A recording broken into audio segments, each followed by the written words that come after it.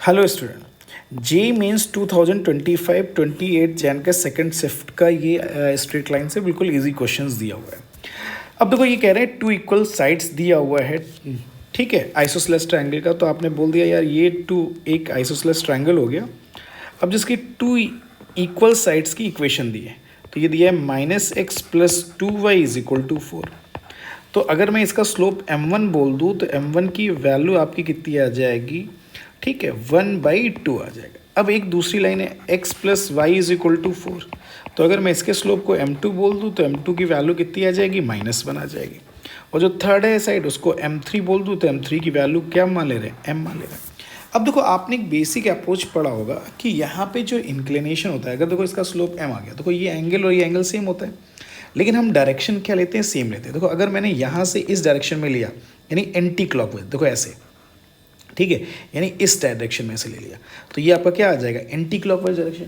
तो यहाँ पे भी हमें एंटी क्लॉकवाइज डायरेक्शंस के लिए बात करनी पड़ेगी, और जिसकी तरफ एरो आए ना उसको पहले लेते हैं। तो देखो यहाँ पे अगर हम एंगल बिटवीन टू लाइंस का फॉर्मूला यूज़ करते हैं तो m1 - m, ठीक, अपॉन 1 प्लस कितना आ जाएगा, m1 × m आ जाएगा, इज इक्वल टू, यहाँ पे एरो देखो किसकी तरफ आ रहा है, m की तरफ आ रहा है।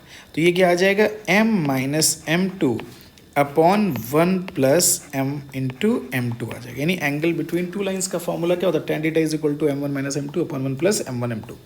वो हमने यूज़ कर लिया। अब इनकी वैल्यूज रख दो। तो m1 की जो वैल्यू आ जाएगी वो आपकी कितनी आ जाएगी, 1/2 - m अपॉन 1 + 1/2 × m आ गया। और ये m - m2 की वैल्यू -1, ये हो गया 1 +, ठीक है, m × -1 आ गया। अब हमने इसको सॉल्व कर लिया तो ये 1 - 2m 2 + m is equal to m + 1 upon कितना आ जाएगा, 1 - m। अब हमने क्रॉस मल्टीप्लाई कर दिया तो 1 - 2m × 1 - m, और ये आ जाएगा m + 1 × 2 + m।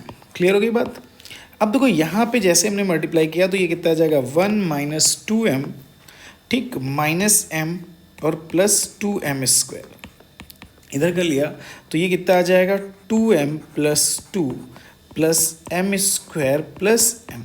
अब हमने इसको सॉल्व कर लिया तो जैसे ही हमने इसको सॉल्व किया तो यहाँ पे 2m² और एक m² इधर आ जाएगा, तो ये आ गया m², ठीक है।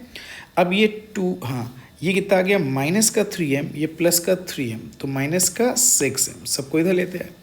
ये 1 और ये -1 आ गया। अब हमसे क्या पूछा गया, sum of all distinct values of m।